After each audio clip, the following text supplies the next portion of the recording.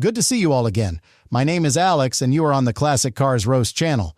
There are cars that define an era, and then there are cars that an era would rather forget. Guess which category this one falls into? The 1968 Chevrolet Camaro. This car is like a bad hangover from the malaise era, where mediocrity seemed to rule supreme. With its questionable performance and laughable horsepower numbers, it's hard to believe this car was once a contender on the streets. So, what's the market situation for this hunk of metal today? Well, the big iron market is really heating up, and you might be surprised by how much people are willing to pay for this classic mistake. Prices can soar to ridiculous heights. Think $140,000 for a car with only 97 miles on the clock. Yes, you heard that right. 97 miles. It's as if collectors have lost their minds, shelling out cash for something that often underwhelms in performance and build quality. Now let's break down those first impressions. The exterior might still draw some attention with its bold grille and classic lines, but let's be real.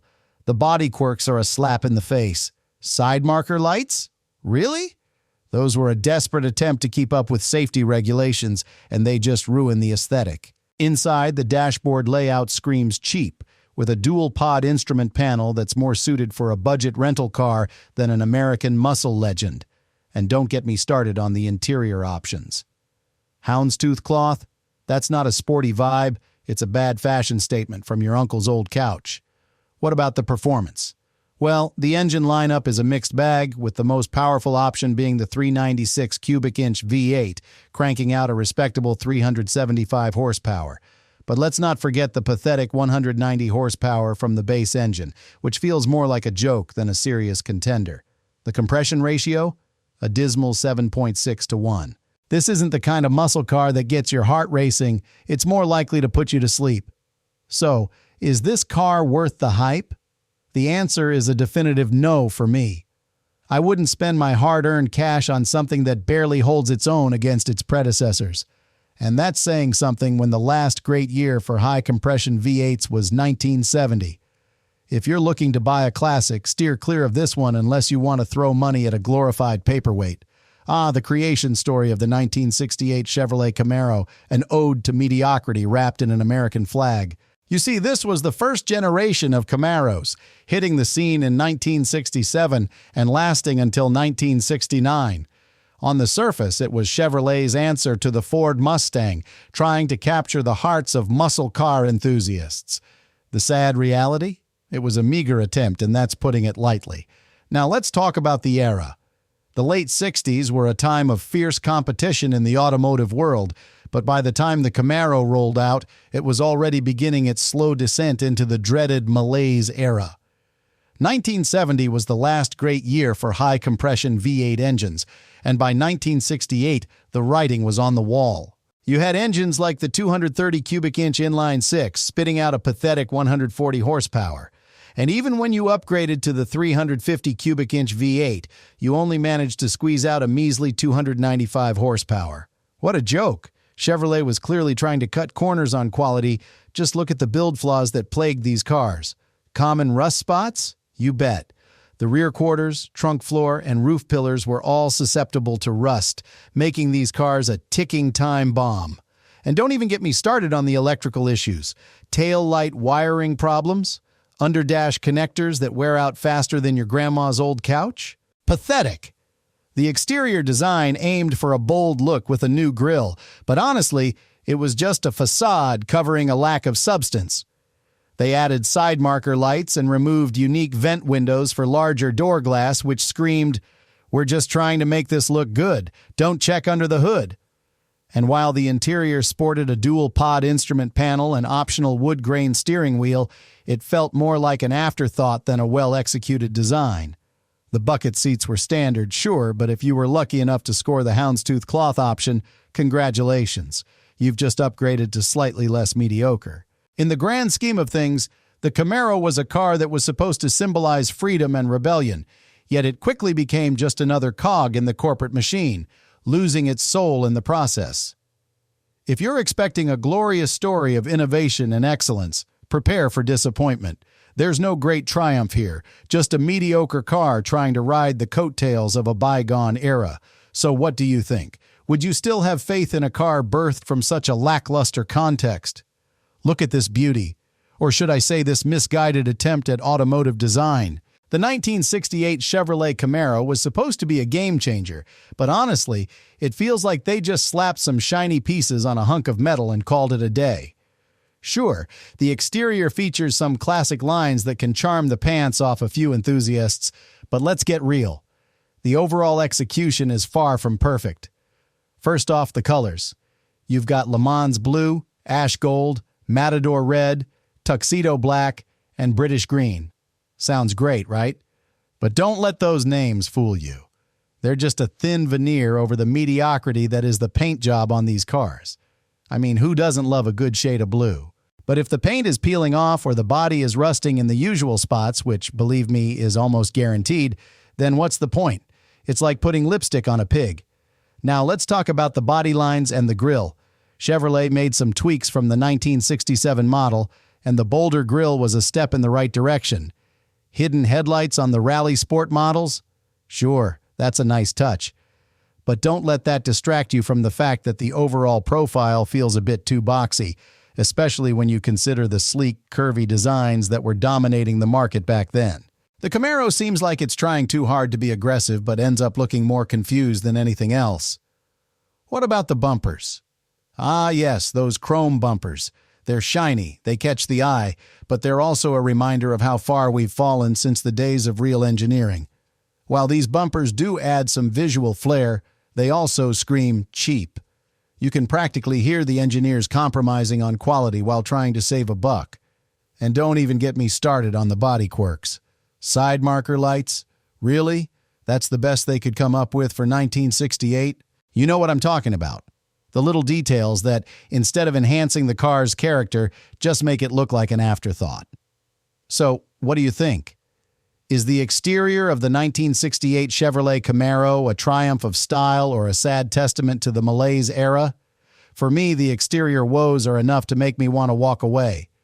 If it's not original and well-preserved, then you can count me out. Originality is king, and this car, it's just not cutting it. Now, turn your attention to the interior of the 1968 Chevrolet Camaro. Let me tell you what a mixed bag this is. You step inside, and the first thing that hits you is that unmistakable scent of vintage automotive material. It's like nostalgia and cheapness collided in a tragic accident. The dashboard layout? Sure, it has that dual-pod instrument panel which sounds fancy, but let's be real. It's a mishmash of poorly designed gauges and a deep dish design that feels more like an afterthought than a masterstroke. You want to see the speedometer? Good luck. It feels like you need a map to navigate that cluttered mess. Comfort? Well, if you're looking for comfort, you might as well pack a pillow. The standard bucket seats are a joke, hard as a rock, offering about as much support as a lawn chair. And if you think upgrading to the houndstooth cloth is going to save you, think again. It's like getting a fancy dress for a pig. It's still a pig. The optional center console with gauges, it's just another way to distract you from the fact that the seats are too low and the steering wheel feels like it was designed for a 10-year-old. Now let's talk about options. You have a comfort tilt steering wheel available, which is nice, but let's be honest. If you're driving this beast, you want a wheel that feels like it could take your hands off if you hit a bump. And while we're at it, the cowl hood option might sound appealing for the SS models, but it's not going to hide the fact that the overall build quality feels, well, pretty dreadful. Let's not forget about the electrical issues that plague these interiors like a bad rash. Tail light wiring problems and underdash connectors that wear out faster than your favorite pair of sneakers? How charming. The common rust spots in the rear quarters or trunk floor just add to the overall disaster. So, where does that leave us? You've got a dashboard that feels more like a science project gone wrong, seats that could double as medieval torture devices, and electrical gremlins that would make even the most patient mechanic weep. If I were in the market for a classic muscle car, this interior would be a deal breaker. The charm of the exterior might draw you in, but the interior is a harsh wake-up call. Would you even spend a dime on this? All right, folks. Let's dive into the engine of the 1968 Chevrolet Camaro because honestly, this is where things get a bit messy. First off, the engine options for this beast range from downright pathetic to moderately acceptable. You've got the base model with a 140 horsepower inline-six, which is about as thrilling as watching paint dry. Seriously, who thought that was a good idea? That engine, with its torque hovering around 220 pound-feet, is basically a glorified lawnmower. Now, if you were feeling a bit frisky and opted for the 200 horsepower 307 cubic inch V8, congratulations, you've leveled up to mediocrity. This engine offers 300 pound-feet of torque, which isn't terrible, but let's be honest, it's far from impressive.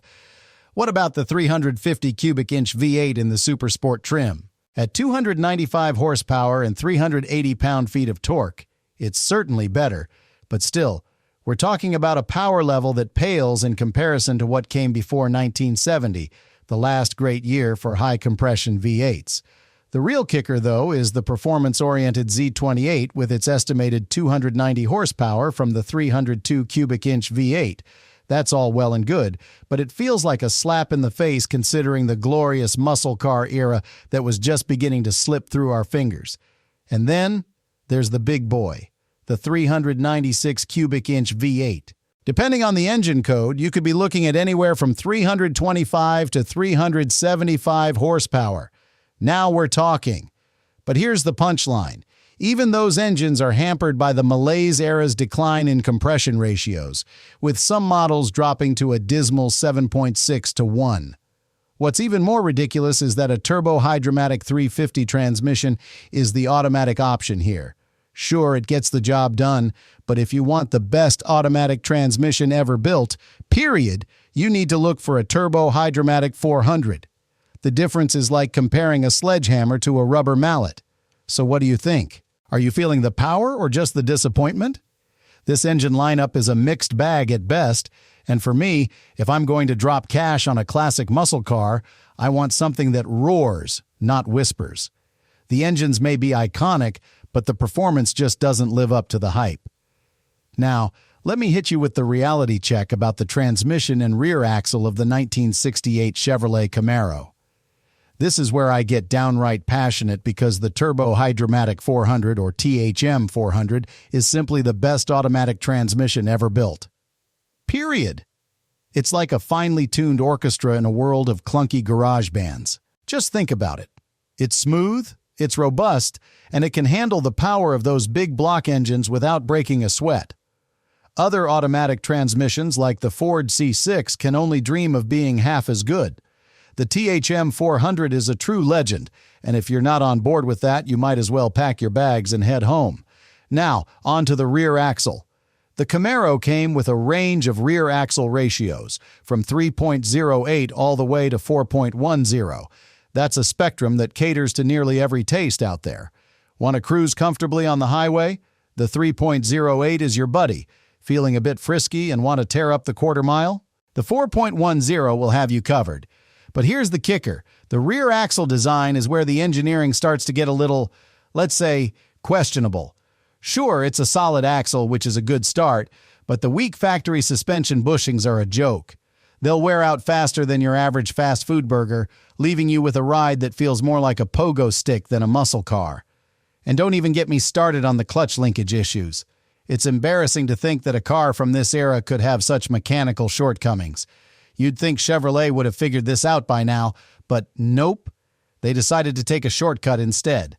The rear axle ratios may offer versatility, but if you're driving a Camaro, you want it to handle like it means business. And guess what? It just doesn't. Cars from the mid-60s to early 70s had a handling prowess that puts this model to shame. The Camaro's handling feels like it was designed with a blindfold on, especially when you compare it to its predecessors. So, what's the takeaway here? The transmission is a shining beacon of engineering excellence, while the rear axle and suspension leave much to be desired. If you're seriously thinking about picking up a 1968 Camaro, make sure you're ready to face the music when it comes to those shortcomings. You might just find yourself gritting your teeth with every turn, wondering why you didn't opt for something a bit more solid. When it comes to the suspension, brakes, and handling of the 1968 Chevrolet Camaro, you might want to brace yourself for a bumpy ride, literally. The fact is, this car was crafted in a time when the engineering focus began to take a nosedive. Back in the mid-60s to early 70s, cars actually had the capability to handle corners with a bit of grace and poise. Fast forward to this model, and you're looking at a suspension that's about as sophisticated as a brick. The front end features a classic independent suspension setup, which sounds good on paper, but the reality is far from impressive. It's paired with a rear leaf spring design that's more suited for hauling hay than carving canyons. I mean, have you ever driven one of these around a corner? It's like trying to steer a cow on roller skates. The body roll is so pronounced that you might as well be on a seesaw, teetering dangerously at every turn. What's the point of a muscle car if it can't handle itself in the corners? Now let's talk about the brakes. You've got drum brakes all around, which was acceptable in the earlier 60s, but by 1968, it's a downright joke. Seriously, if you want to stop on a dime, you'll need a miracle. The stopping power is so weak that it feels like you're trying to halt a freight train with a feather. With the weak factory suspension bushings, you're not only left with a car that handles poorly, but one that also suffers from a lack of feedback through the steering wheel. It's like driving a video game where you can't feel the road, totally disconnected. And how about the overall feel of the ride? It's not just dreadful, it's downright pathetic. You'd think a car with such a legendary name would offer some semblance of enjoyment behind the wheel, but instead, you get a jarring experience that will leave your back begging for mercy. For me, a car that can't deliver a decent ride is an immediate disqualifier. So if you're in the market for a classic muscle car that can actually handle, you might want to steer clear of the 1968 Camaro. It's a shame because it has so much potential, but the execution leaves much to be desired. You'll be better off with something that can hold its own on the road without feeling like you're wrestling a wild animal.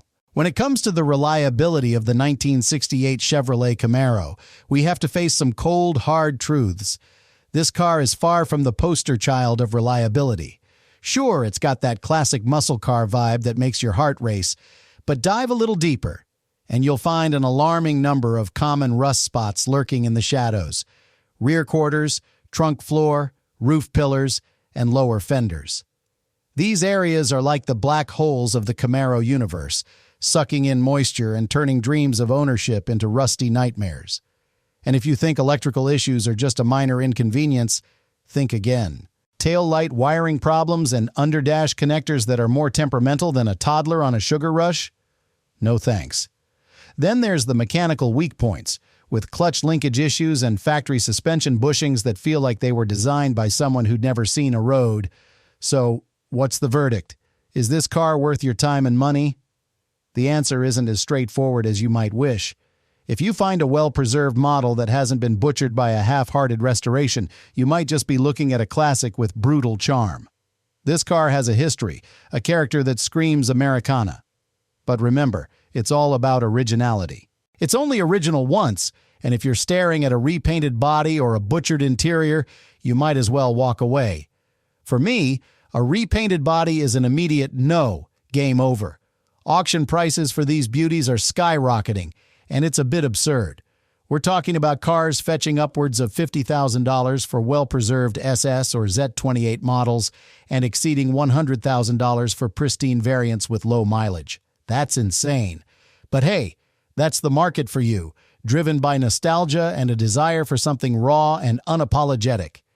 In conclusion, would I spend my hard-earned cash on a 1968 Chevrolet Camaro if I found one in good condition, with minimal rust and all original parts?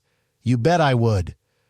But if I'm staring down the barrel of a rust bucket with a sad story, no way. The charm of this classic muscle car is undeniable, but you've got to be smart about it. If you can find a gem, buy it. But remember, tread carefully in this market. Is it too yellow? Would you take the plunge? It's a gamble, but what a ride it could be. If you like this video, don't forget to subscribe to my channel and give it a like. Leave your comments and impressions. Your opinion is very important to me. Until next time.